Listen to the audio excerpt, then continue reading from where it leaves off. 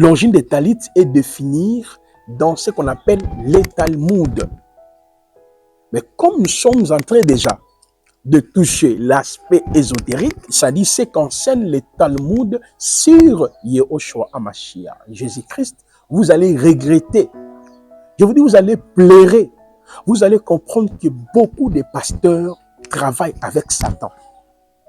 Parce que là où on parle des Talits, dans leur livre qu'on appelle les Talmuds, les choses qui sont écrites dans les Talmuds sur Jésus-Christ, vous allez pleurer, mes chers frères. Et tous les pasteurs qui utilisent les Talits sont ennemis de la croix, sont ennemis.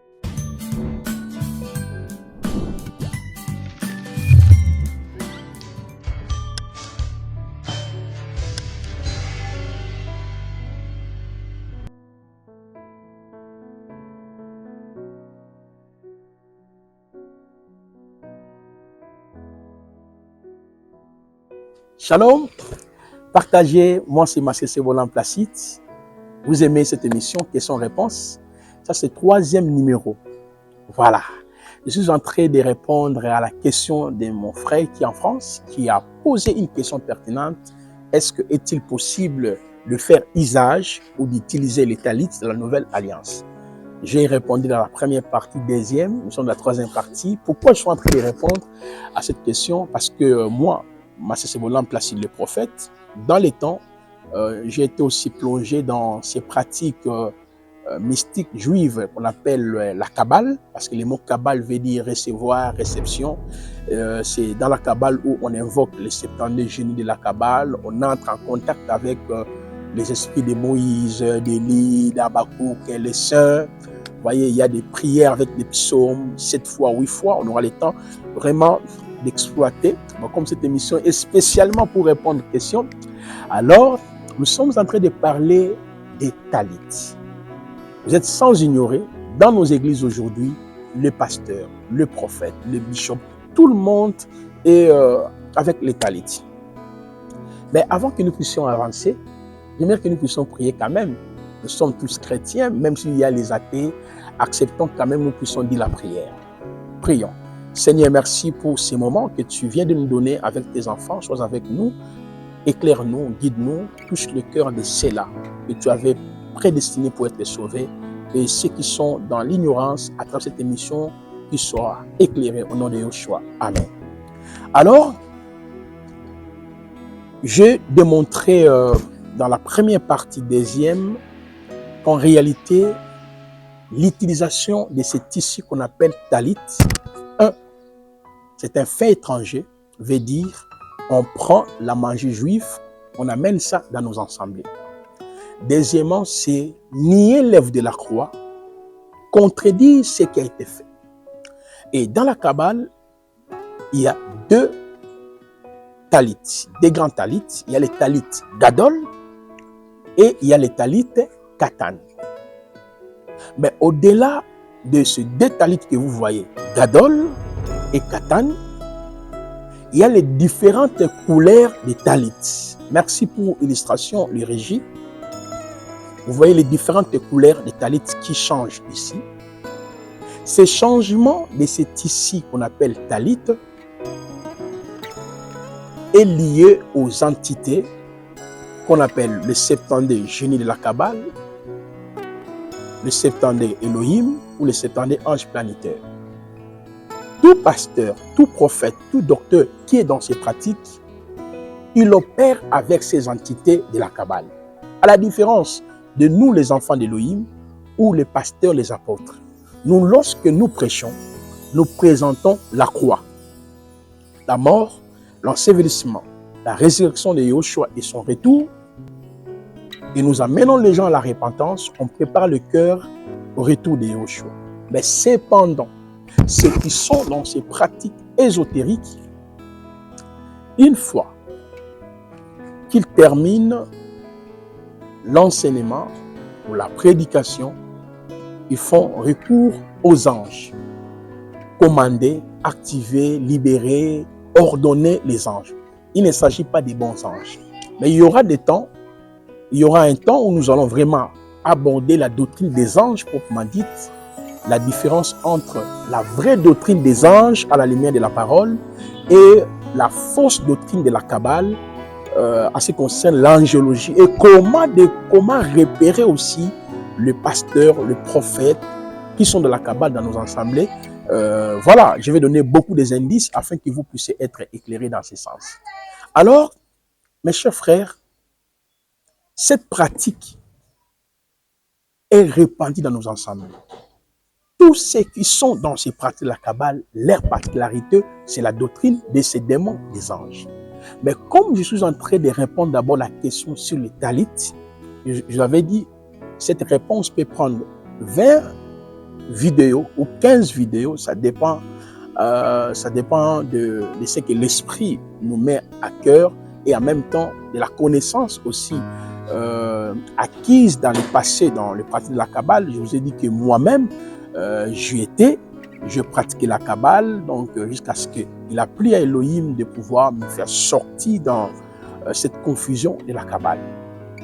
Mais avant de toucher l'aspect ésotérique, tu dois comprendre, mes chers frères, ou vous devez comprendre, si vous voulez bien, il existe, comme je l'ai dit, les différentes couleurs, des talits. Cela, c'est en fonction de ces 70 génies de la Kabbale. Parmi ces 70 génies de la Kabbale, dans leur organisation, il y a les anges de vertu, il y a les dignités, il y a les puissances, il y a les chérubins, il y a les séraphins, il y a des dignités, des seigneuries, les différentes autorités ou hiérarchies établies par Satan. Et voilà pourquoi vous voyez, il y a des talits, des violets, des bleus. Donc, tous ces signes-là est dit aux démons ou aux mauvais esprits que apôtres, prophètes, docteurs, évangélistes collaborent avec eux. En réalité, mes chers frères et sœurs, dans les talits, vous allez remarquer, il y a au moins 6 ajouts. Il y a 6 ajouts dans les talits. Il y a le signe des poissons. Le signe du poisson dans les talits. Vous voyez déjà ça? Il y a le signe de l'étoile, entre guillemets, de David. 3. Il y a le signe de la couronne. 4. Il y a les tests qu'ils ont ajoutés dans la langue hébraïque. On va lire ces tests-là et puis nous allons expliquer ça. À part ça, il y a les différentes couleurs ajoutées dans les talits. Je vous ai dit ici, mes chers frères et sœurs, en lisant Nombre chapitre 15, verset 37 jusqu'au verset 41 et Deutéronome chapitre 22, le verset 12, nulle part Yahweh a recommandé un tissu pour la prière. Yahweh n'a jamais dit d'ajouter, n'est-ce pas? Yahweh n'a jamais dit d'ajouter le signe du poisson, l'étoile, les chandeliers et la couronne et les tests sur les talits. Mais d'où vient les talits? Je vous ai déjà précisé que les talits sort. L'origine des talits est définir dans ce qu'on appelle les Talmuds. Mais comme nous sommes en train déjà de toucher l'aspect ésotérique, j'ai introduit d'abord, c'est là où nous allons vous expliquer même les contenus. C'est-à-dire ce qu'enseigne les Talmuds sur Yehoshua HaMashiach, Jésus-Christ. Vous allez regretter. Je vous dis, vous allez pleurer. Vous allez comprendre que beaucoup de pasteurs travaillent avec Satan. Parce que là où on parle des talits, dans leurs livres qu'on appelle les Talmuds, les choses qui sont écrites dans les Talmuds sur Jésus-Christ, vous allez pleurer, mes chers frères. Et tous les pasteurs qui utilisent les talits sont ennemis de la croix, sont ennemis de Yehoshua. Alors, ce symbolisme ici, l'étoile de David, le poisson, la couronne, les tests et les différentes couronnes, différentes couleurs, pardon, ça vient d'où? C'est la tradition ésotérique de la Kabbale qui les explique. Je vais encore vous donner une autre information. Il existe plusieurs talits. Il y a les talits des orthodoxes. Ils ont leur talit, leur fil est aussi différent. Je vous assure, vous serez éclairés. Il existe aussi les talits des messianistes. Les messianistes. Je pense que vous voyez ces différents talits. Il existe aussi les talits des talmudiques. Pourquoi? En Israël, avant même la venue de Yahushua, il y a eu plusieurs sectes. Lui-même a trouvé ces sectes-là. Les pharisiens, les sadducéens, les scribes. Après son départ, il y a eu aussi plusieurs sectes. Les Elkaïtes, les Obionites, les Caïsmes, ils sont nombreux. Il y a plusieurs sectes en Israël. Et dans chaque secte ésotérique, qu'est-ce qui se passe? Chacun a sa manière de faire les choses. Il y en a qui ne croient ni à l'évangile et ils se basent sur la tradition juive et la Torah. On les appelle les talmudiques. Mais il y a d'autres juifs qui mélangent les trois, qui mélangent l'évangile, en même temps la Torah et la tradition. On les appelle les talmudiques.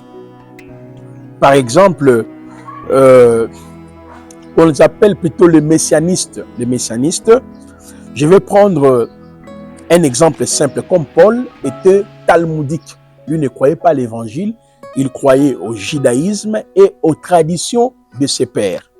Si on prend Galates, nous prenons par exemple Galates chapitre 1.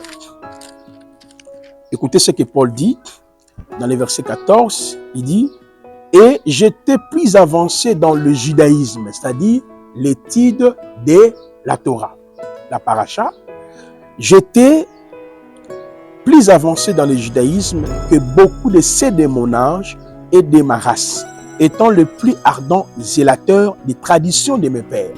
Comme Paul, lui ne pratiquait que la paracha, l'étude de la Torah, et en même temps, il s'est basé aux traditions qu'on appelle la Kabbale. C'est là où il avait la connaissance d'invoquer les anges, de libérer les anges, d'opérer. Et plus tard, il a condamné cette doctrine de l'angiologie dans Colossiens chapitre 2. Il a condamné ça, lui-même qui pratiquait la Kabbale, parce que la spécialité de la Kabbale est basée sur la doctrine des anges. Mais Paul lui-même a condamné cela. Colossiens 2, le verset 18, il dit que personne ne vous trompe sur le prix de la victoire par l'humilité, prenant plaisir au culte des anges et faisant une inscription hostile dans les choses qu'il n'a pas vues, étant enflé d'un vain orgueil par les pensées de sa chair. Il a condamné le culte des anges plus tard. Or, lui-même faisait partie de la Kabbale. Il faudrait que l'Église comprenne ces choses. Donc, il y a les gens qui sont dans le judaïsme et qui pratiquent la tradition. Et il y en a qui sont dans l'évangile, qui croient à l'évangile, qui mélangent avec la Torah et la tradition. Raison pour laquelle Yahushua, lorsqu'il était venu en Israël, il avait même réprimandé les Juifs, les rabbins, en leur disant, au profit de vos traditions, vous annulez le commandement d'Élohim. Est-ce que vous voyez ça? Matthieu 15, verset 1 jusqu'au verset 13. Prenez aussi Marc 7, verset 1 à 8. Lisez ça, ces deux chapitres. Yahushua a réprimandé les Juifs au profit de vos traditions, vous annulez le commandement de Yahvé. Et dans Matthieu 5, 17, il a dit, moi, je ne suis pas venu abolir la loi et le prophète, mais je suis venu pour l'accomplir. C'est pour dire, mes chers frères et sœurs, déjà, les talits qu'on nous présente aujourd'hui, c'est une fabrication ésotérique et satanique. Ça ne vient pas d'Élohim, le Créateur. Fais attention, préserve ton salut. Toi qui pries dans une assemblée où les prophètes, les pasteurs, les docteurs utilisent cet habit fouillé et quitté. Alors, maintenant, le but de ces talits, selon la tradition juive, dans l'aspect ésotérique, c'est pour se couvrir entre guillemets de la gloire de Dieu. En réalité, c'est pour se couvrir de la gloire de ces 72 démons ou 72 génies de la Kabbale. Voilà pourquoi quand le pasteur se couvre des talits, ils sont directement en relation avec ces entités. Ça, c'est le premier but de cela. Voilà, c'est de là où vous voyez dans les talits, il y a le signe du poisson, l'étoile de David, la couronne et les différentes couleurs là, qui sont liées au génie de la Kabbale, les démons. Deuxième but de ces talits, c'est pour être en communion, selon et avec Yahweh, mais ce n'est pas avec Yahweh, mais avec le 72 génie de la Kabbale.